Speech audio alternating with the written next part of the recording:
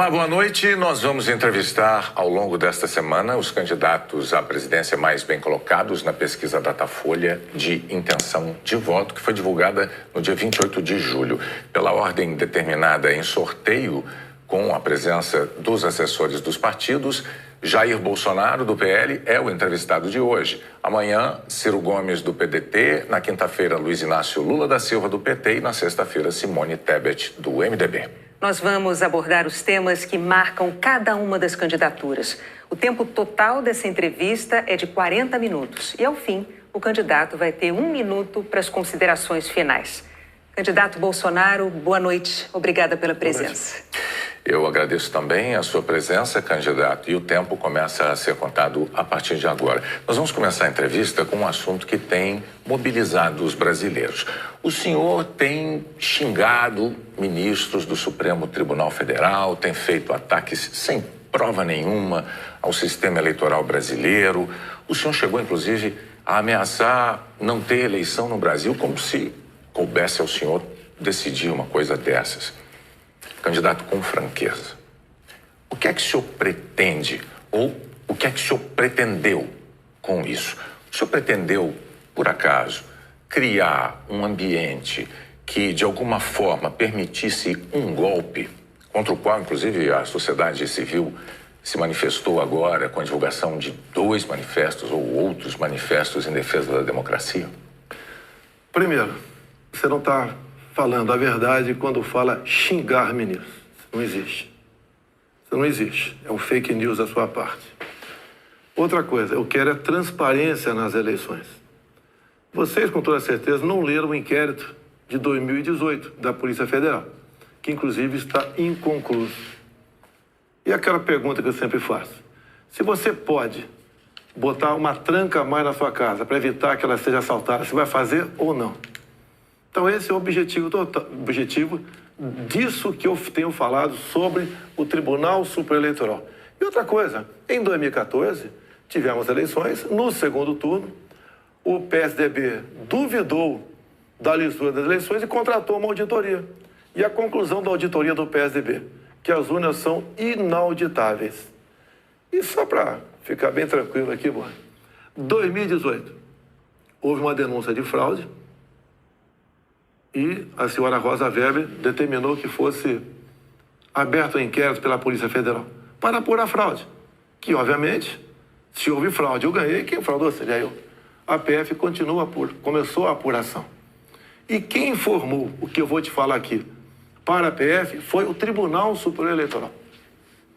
Numa das partes do inquérito está assinado pelo chefe do TI do TSE que hackers ficaram por 8 meses dentro do TSE, inclusive com a senha de um ministro, de nome Banhos, além de senha de outros 5 servidores.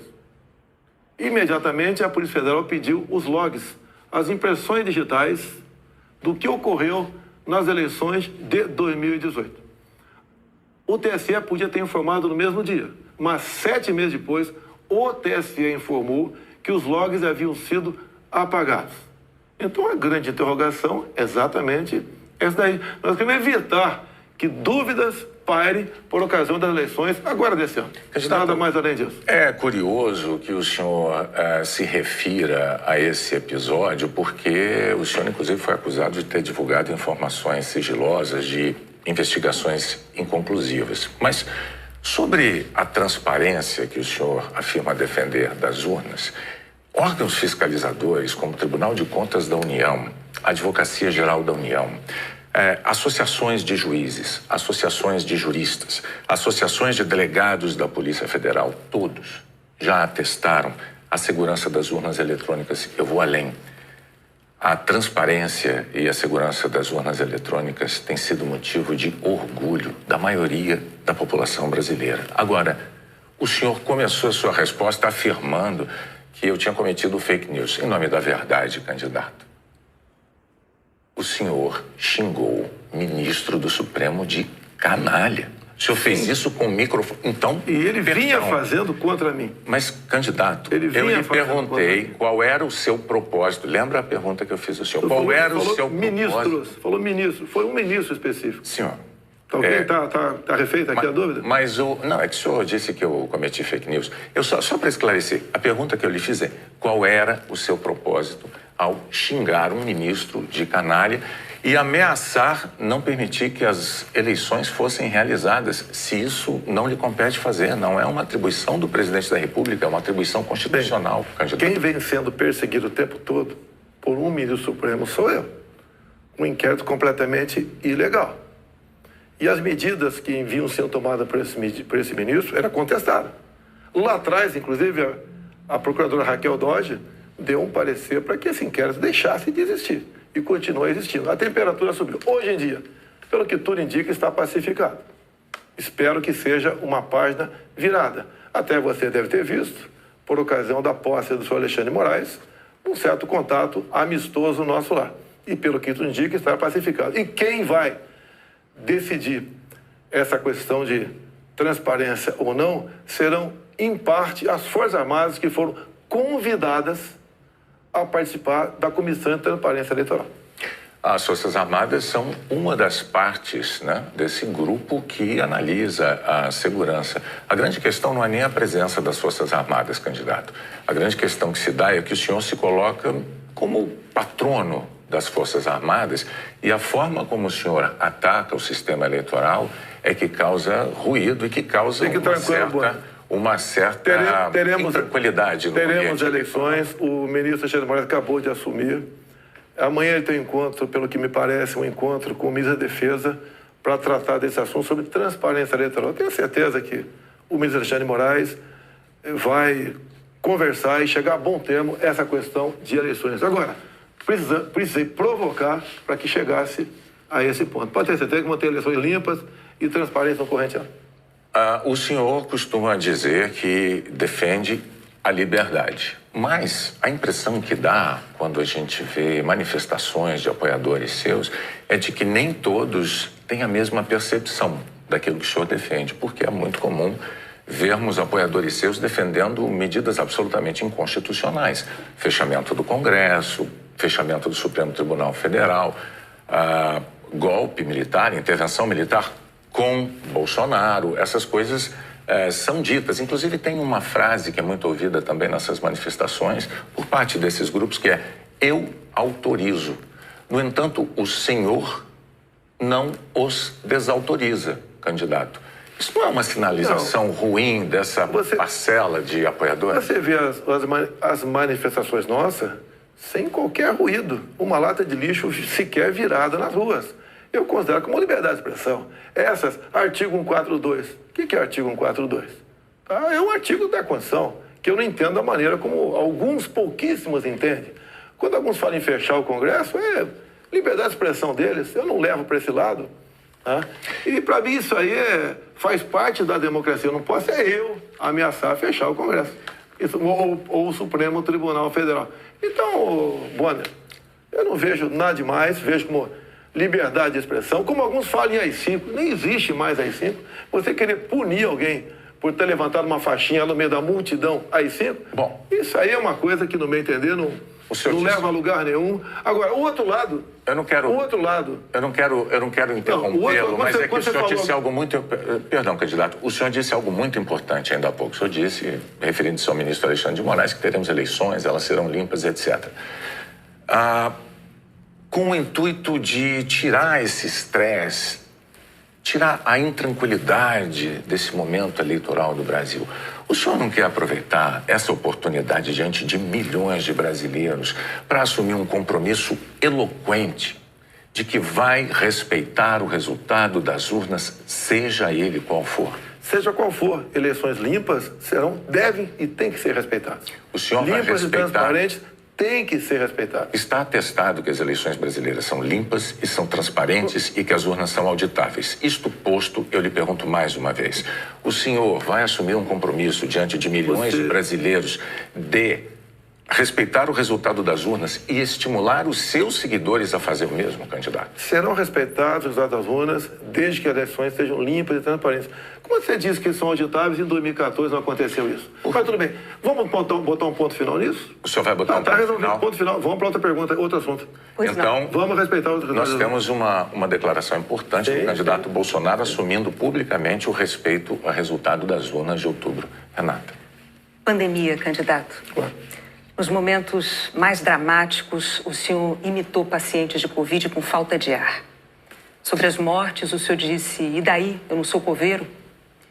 O senhor estimulou o uso e usou dinheiro público para comprar medicamento comprovadamente ineficaz contra a Covid. O senhor desestimulou a vacinação. O senhor não teme ser responsabilizado, senão pelos eleitores, pela história?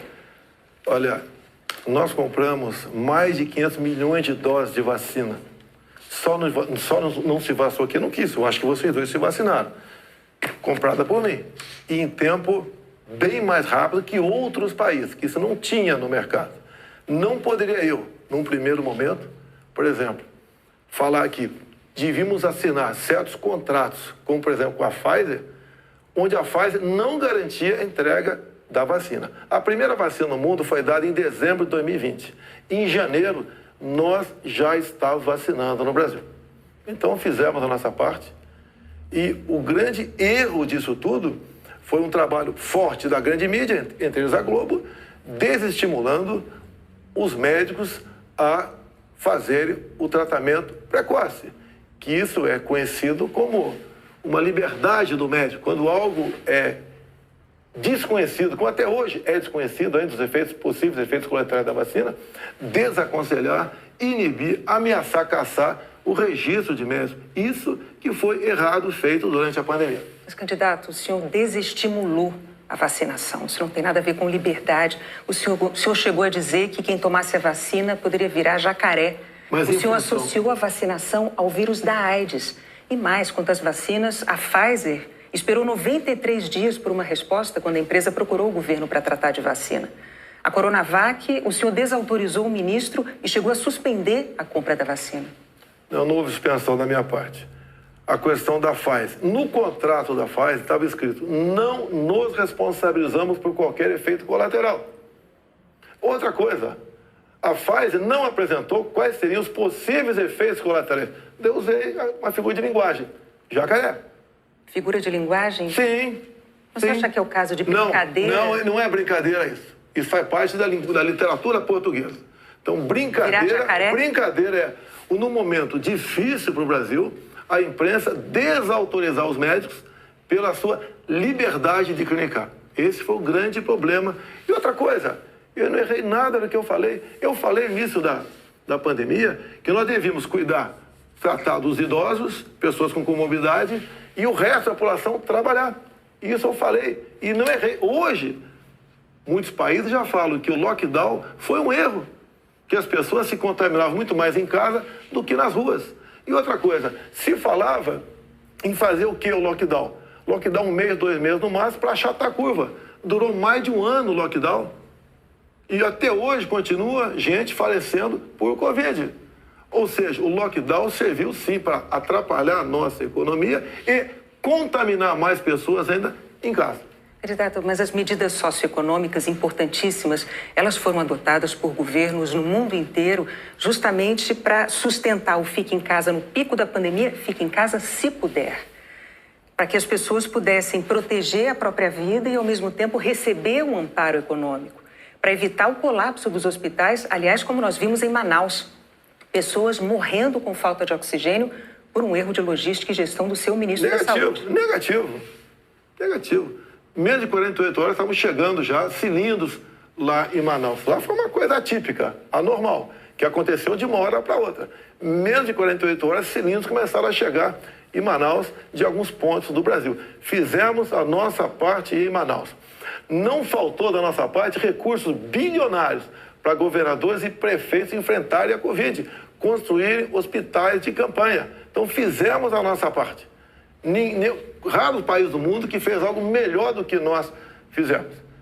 E o resultado, até o OMS reconhece isso daí. Fizemos a nossa parte. O senhor mencionou 48 horas. O fato é que Manaus ficou uma semana, mais de uma semana, 9 dias, sem receber o apoio às pessoas com falta de oxigênio nos hospitais. Não é verdade isso. Agora, não é verdade. Candidato, sobre o seu comportamento, com as frases que eu mencionei, imitando pacientes com falta de ar, muitos viram isso como um sinal de falta de compaixão. Eu queria que você botasse no ar eu imitando falta de ar. Realmente... Mas falta de compaixão... Então você começou a mudar. Desculpe, você começou a mudar, tudo bem. Para eu completar a minha frase, muitos viram isso como uma falta de compaixão, de solidariedade com os doentes, com as vítimas, com os parentes das vítimas. O senhor se arrepende? A solidariedade, eu me manifestei conversando com o povo nas ruas, visitando a periferia de Brasília, vendo pessoas humildes que foram obrigadas a ficar em casa sem ter um só apoio do governador ou prefeito.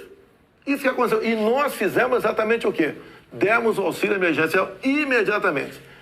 68 milhões de pessoas humildes começaram a receber o auxílio emergencial. Eles estavam condenados a morrer de fome dentro de casa. O senhor não se arrepende das declarações? Ou ir para as ruas, fazer o que não queriam. Poderiam ter um caos na rua, caos porque pessoas com fome iam para a rua. Criamos imediatamente o auxílio emergencial. Fizemos a nossa parte. Demos tanto dinheiro para governadores e prefeitos que a gente não tem notícia de eles terem atrasado folha de pagamento ou até mesmo 13º. E quando tivemos a oportunidade de investigar fraudes, aquela CPI do circo feita por Renan Calheiros, Omar Aziz e Randolfo Rodrigues, não quiseram investigar os desvios de recursos enviados para 9 governadores do Nordeste. Fizemos a nossa parte e tratei com muita seriedade essa questão. Agora, não adotei o politicamente correto. Não estimulei. Inclusive, o que eu falei é que quando foi decidido o que era essencial, o trabalho essencial, eu falei, deve ser todo aquele necessário para o homem ou a mulher levar o pão para dentro de casa. A própria MS concordou comigo nessa questão. Então o senhor chama isso de politicamente incorreto? O senhor não se arrepende do seu comportamento, das frases que fez, imitando pessoas com falta de ar, como solidariedade com as famílias que sofreram? Você acabou de falar que eu não imitei falta de ar e voltou a falar em falta de ar novamente. Você voltou a falar em falta de ar novamente. 700 mil mortos. A minha pergunta é muito específica. O senhor se arrepende Lamento as mortes. disso? Não tem que não perder um parente, um amigo. Lamento as mortes. Agora, não poderia ser tratada a Covid da forma como começou a ser tratada. E quando você fala em tratamento precoce, lembre-se que no protocolo do Mandetta tinha o tratamento precoce lá, mas só em casos graves, onde eu não concordei com ele.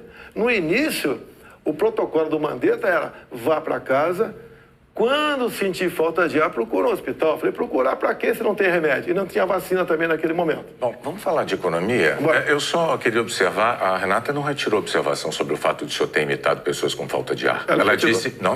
Ela disse que o senhor imitou gente com falta de ar e que faltou também a solidariedade. Foram as duas coisas. E o senhor não respondeu mas, candidato, o senhor já deixou claro que o senhor acha que mais brasileiros se contaminaram por ficar dentro de casa sem se expor... Não, o senhor disse isso. Nova York mostra isso aí. O senhor disse isso. Então, vamos agora para a economia. Dentro de casa que fora de casa. Vamos para a economia. Vamos para a economia, que é um tema que o senhor também gostaria de abordar certamente. Em 2018, como candidato, o senhor disse assim, numa entrevista: eu sei do que é que o povo precisa. Inflação baixa, taxa de juros menor, dólar menor. Aí veio o seu governo, os juros básicos da economia dobraram, a inflação mais que dobrou, o dólar que estava em R$ 3,90 está em mais de R$ 5,00. É verdade que tudo isso se deu num cenário de pandemia e num cenário também de guerra na Ucrânia. Ocorre que esse cenário não mudou, não é? A pandemia não acabou, infelizmente, e a guerra da Ucrânia é uma realidade ainda. Pergunto, candidato, qual é o seu plano, uma vez reeleito, para cumprir num segundo mandato as promessas que o senhor fez em 2018 para a economia? Primeiro, as promessas foram frustradas pela pandemia, por uma seca enorme que tivemos no ano passado e também pelo conflito da Ucrânia com a Rússia. Se você pegar os dados de hoje, você vê o Brasil como talvez o único país do mundo com uma deflação. Um país onde vai ter uma inflação menor do que, por exemplo, a Inglaterra, menor que os Estados Unidos. Você vê também que a taxa de desemprego tem caído no Brasil. os números da economia são fantásticos, levando-se em conta o resto do mundo. Nós não podemos... Se fosse apenas o Brasil com esses problemas, eu seria o responsável. O que nós pretendemos fazer? É continuar exatamente na política que estamos fazendo desde 2019. A grande vacina a favor da economia em 2019 foram reformas, como, por exemplo, da Previdência. Foi, por exemplo, a Lei da Liberdade Econômica. Foi a modernização das NRs, das normas regulamentadoras. Milhares de normas nós deixamos de lado, nós revogamos. Então, a grande reforma da economia foi feita, a grande vacina foi feita em 2019, que fez com que nós pudéssemos suportar 2020. Nós pegamos 2020 e 2021 e tivemos um saldo positivo de quase 3 milhões de empregos no Brasil. Diferente de 2014 e 2015, que tivemos uma perda de quase 3 milhões de empregos no Brasil. Isso é sinal do quê? Competência da equipe econômica. Programas como, por exemplo, o Pronamp e o BEM preservaram mais de 10 milhões de empregos no Brasil. O próprio auxílio emergencial, num primeiro momento R$600, fez com que a economia, em especial nos pequenos municípios, o município não colapsasse. Então essas medidas, entre outras, fizeram a gente romper 2020 e 2021. 22, quando veio a guerra agora, problemas nós tivemos. Fui na Rússia negociar fertilizantes com o presidente Putin.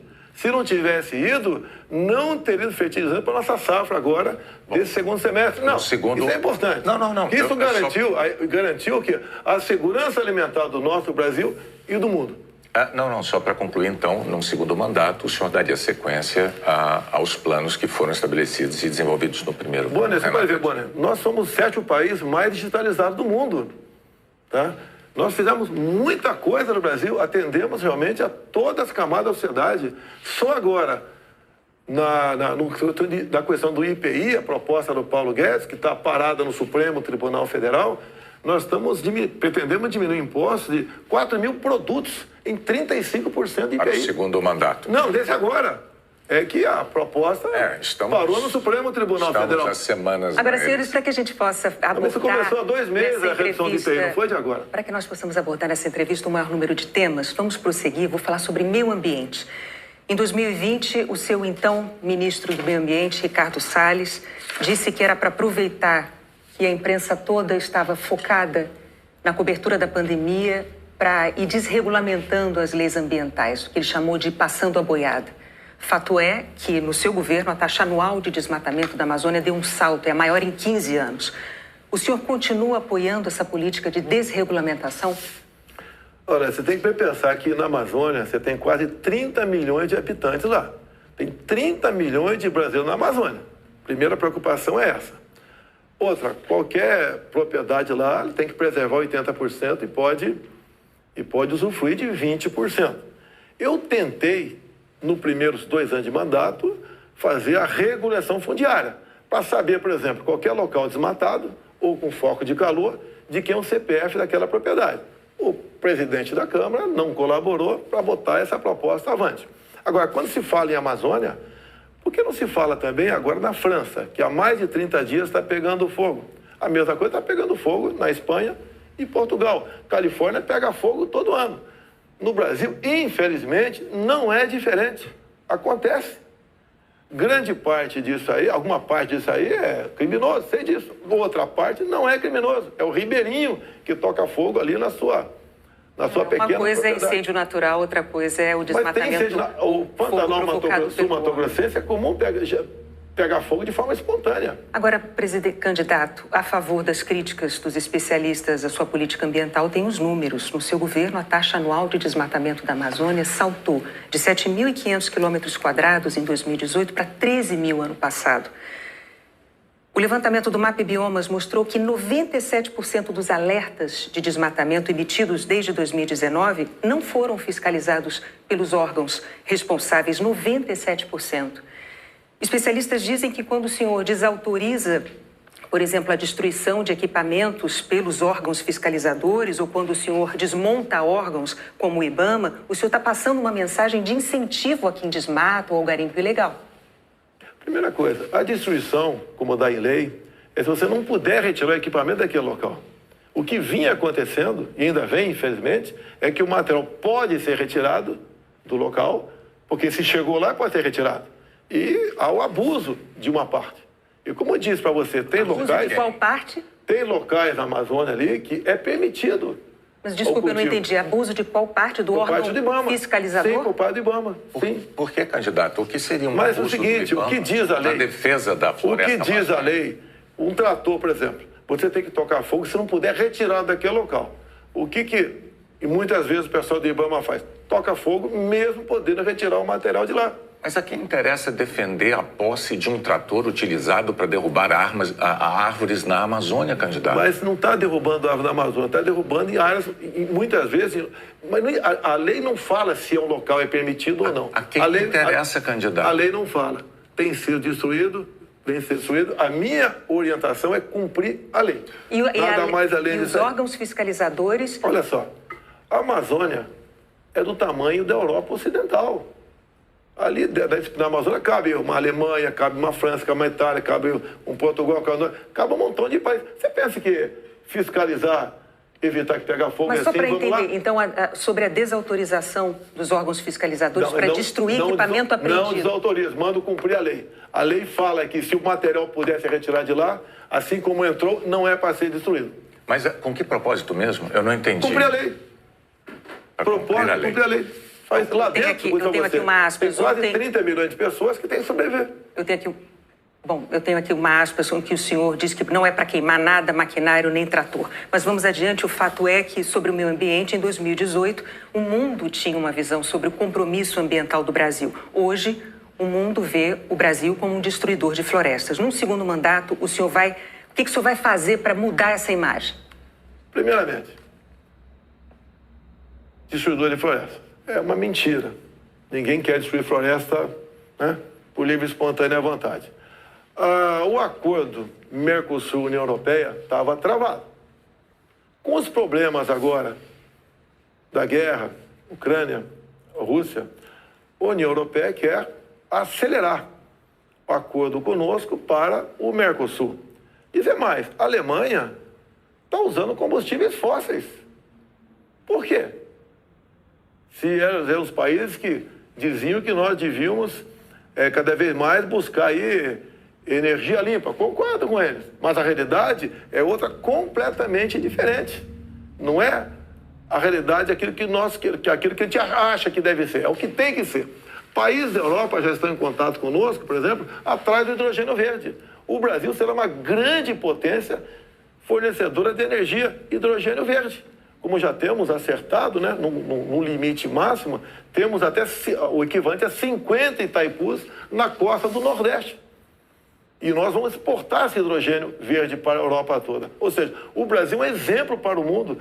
Você pega, está na minha frente por coincidência aqui, por exemplo, as áreas reservadas em países outros para a agricultura, não é pecuária, é agricultura. Somente a União Europeia é de 45% a 65%. Você pega países como a Alemanha, 56% para a agricultura. Então, você pega o Reino Unido, 63% para a agricultura. O Brasil preserva 2/3, 66% da sua área verde. O Brasil não merece ser atacado dessa forma. Vamos falar porque, no fundo, há um interesse no agronegócio. É deixar o Brasil de lá. Agora, cada vez mais o mundo vê, uma própria presidente do OMC disse, há 2 meses, 3 meses atrás, disse o quê? Que o mundo, sem o agronegócio do Brasil, passa fome. Ou seja, a realidade está aí. Vamos ver se o Brasil consegue mudar essa imagem. Vamos tentar mudar, sim. Bom, vamos falar de política agora, candidato. Muito importante isso agora. Está também nas atenções por motivos claros. Em 2018, o senhor, candidato à presidência, o senhor se apresentava como o candidato da antipolítica e o candidato contra o Centrão. Na convenção do seu partido, o general Heleno chegou a cantar se gritar, pega Centrão, não fica um, trocando a palavra ladrão por Centrão, etc. Isso ficou muito famoso. Hoje, a verdade é que o Centrão, ele é a base do seu governo.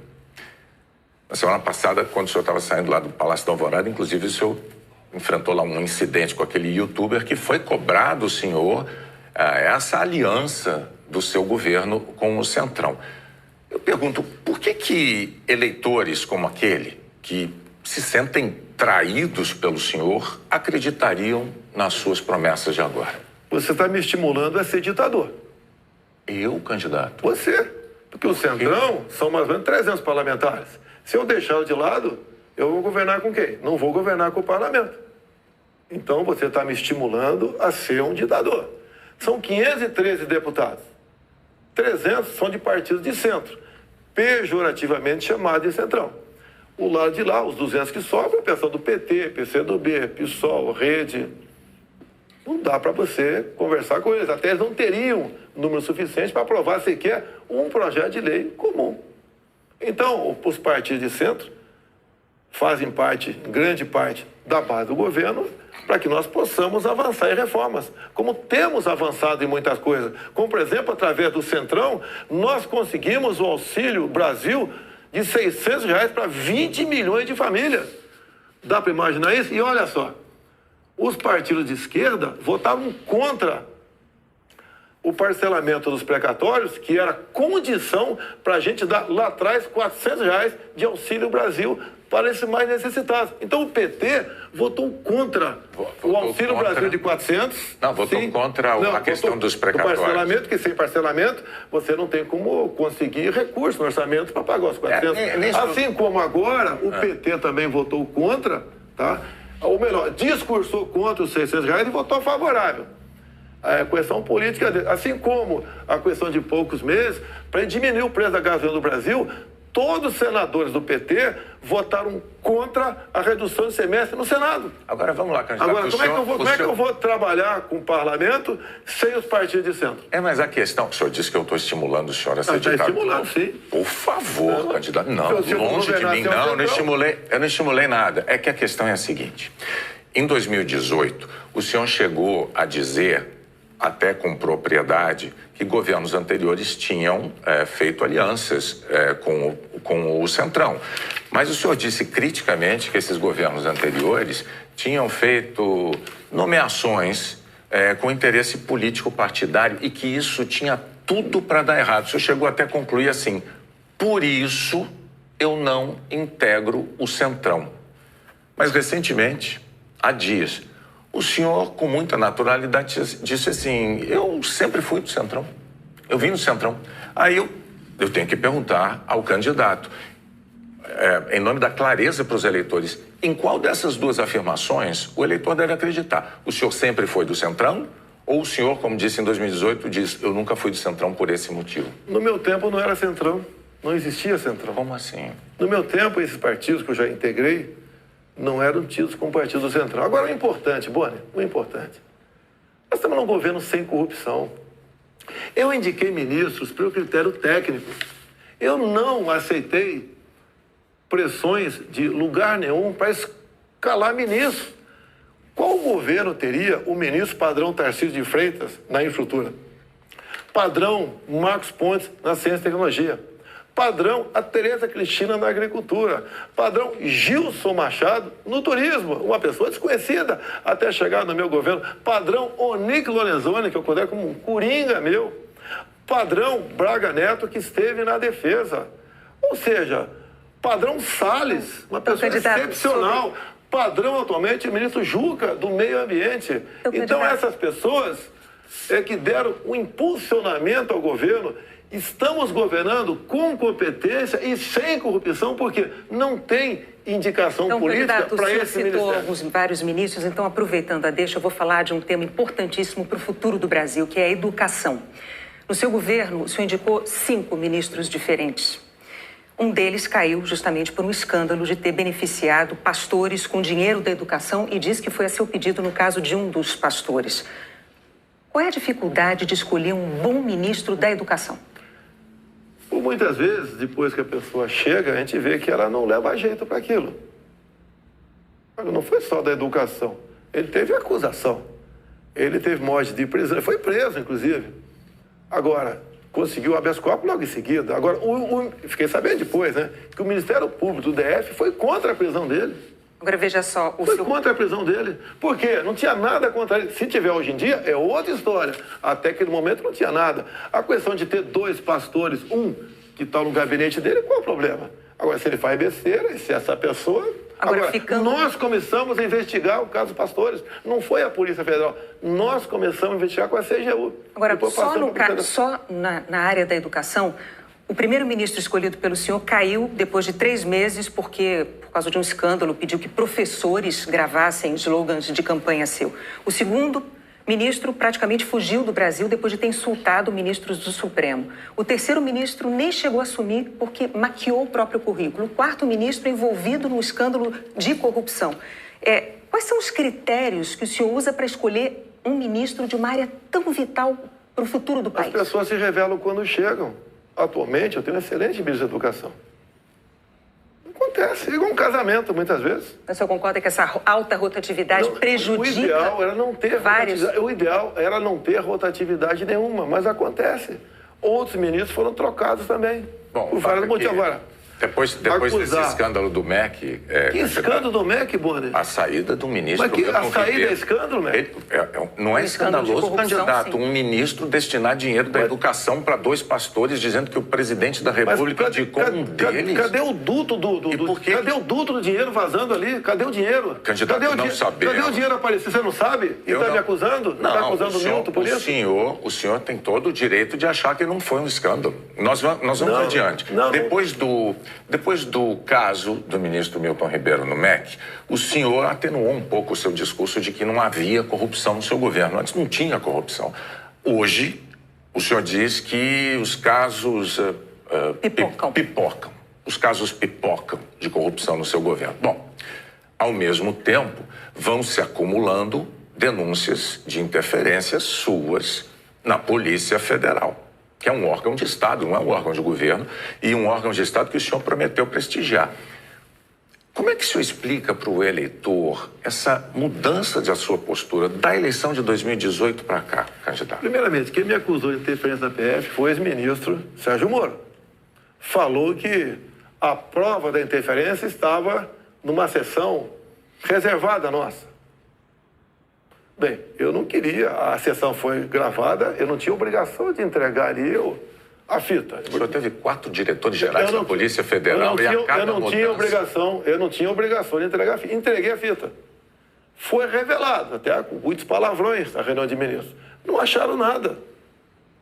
O que acontece? Eu, quando entrego o ministério para alguém, eu dou o ministério para aquela pessoa agir. Tá?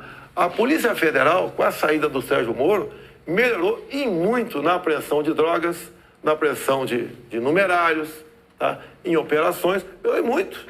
Em armamento, melhorou. E as pessoas vão mudando. Por exemplo, quando o André Mendonça saiu, porque ele foi para o Supremo Tribunal Federal, eu não considero uma saída da parte dele. Atualmente, temos um delegado da Polícia Federal à frente do Ministério da Justiça. Agora, ninguém comanda a PF, Bonner. Se pudesse comandar, o Lula teria comandado, a Dilma, o Temer, seja lá quem for. Ninguém consegue comandar a Polícia Federal dessa forma como você está falando aí. É que a Associação dos Delegados da Polícia Federal divulgou recentemente um documento com críticas, né? Eles afirmaram que o senhor e a sua equipe de governo trouxeram desgaste, eu estou lendo aqui os termos dele, trouxeram desgaste à imagem da instituição Polícia Federal e também prejuízos para os policiais federais. E que falas suas, candidato, jogaram desconfianças sobre a autonomia e sobre a imparcialidade da Polícia Federal, que goza de autonomia já há alguns anos, como ninguém poderia negar. Qual é a sua posição, então, diante de um documento com uma queixa, uma acusação como essa da Associação Nacional dos Delegados? Então, primeiro, acabar de confirmar que não tem interferência, que gosta de autonomia. Outra coisa, peraí, eles acabaram de mostrar para mim que não tem interferência, gosta de autonomia. Eles dizem que o senhor jogou, as suas palavras jogaram desconfianças sobre a autonomia da PF, candidato. Não. Acabaram de falar que eu estou certo, não tem interferência lá. Contrário. Outra coisa, eles queriam uma reestruturação de carreira agora. Eu achei até justo. Mas outras categorias não concordavam com isso, sem serem beneficiadas também. E daí começou um movimento dentro, por parte de alguns delegados da PF, contra a minha posição, que deságua numa nota como essa daí. Eu queria, inclusive, reestruturar a Polícia Rodoviária Federal, que era bem mais fácil, menos onerosa. Os delegados, essa mesma associação, não topou fazer isso aí. Então, aí está uma briga política, salarial, por trás disso. Candidato, o senhor agora tem 1 minuto para suas declarações finais. Tá. Pois é, passou rápido. Eu queria ficar algumas horas com vocês aí. Tá? Quando o senhor começar, a gente começa a contar o tempo. Vamos lá. O que eu tenho a falar para a população brasileira? Peguei o Brasil numa situação crítica, na questão ética, moral e econômica. Começamos a trabalhar, tá? Fizemos muitas reformas em 2019. Infelizmente tivemos a Covid, depois tivemos a guerra lá fora, tá? Tivemos uma seca enorme. E nós fizemos tudo o possível para que a população brasileira sofresse o menos possível. Isso nós fizemos. Hoje você nota o preço do combustível caiu assustadoramente, nada de canetada, com um trabalho nosso junto ao parlamento brasileiro, conseguimos R$600 de Auxílio Brasil para 20 milhões de pessoas mais pobres, conseguimos a transposição do São Francisco, que estava parado desde 2012, levando água para o Nordeste. Nós pacificamos o MST, titulando terras pelo Brasil, e 90% dessa titulação foram para as mulheres. Criamos o PIX, tirando dinheiro de banqueiros, fazendo com que a população pudesse se transformar, muitos em pequenos empresários, um PIX sem qualquer taxação em cima do PIX. Anistiamos 99% da dívida de 1 milhão de jovens junto ao FIES. Encerrou? Acabou. Muito obrigado aí, até a próxima. É boa, né? Renato, até a próxima. Candidato, mais uma vez, muito obrigado por ter vindo e por ter prestado esses esclarecimentos ao público telespectador, aos eleitores brasileiros. Nós voltamos ao estúdio do Jornal Nacional.